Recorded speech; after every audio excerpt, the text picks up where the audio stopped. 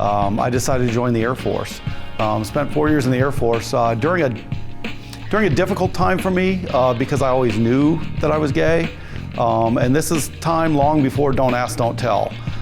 In the 80s, I saw gay friends who were great employees in the Air Force get kicked out of the Air Force for the mere fact they were gay.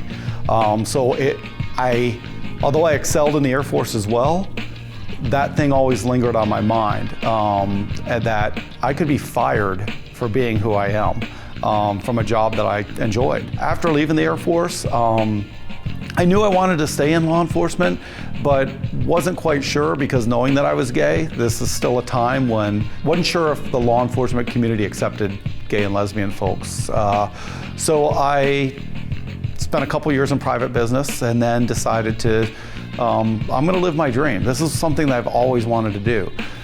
So I joined an agency, another agency here in Florida.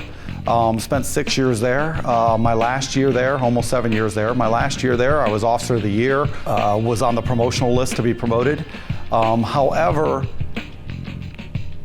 I could still tell that there was a feeling that maybe gay people weren't accepted. And in a meeting with someone at the time, I had heard a comment made that basically if they found out that there were gay people on the department, they would be fired immediately. I knew at that time that it was time for me to move on. So that fear was real to me. I decided to look at agencies. I had done training over here in Orlando in the early 90s.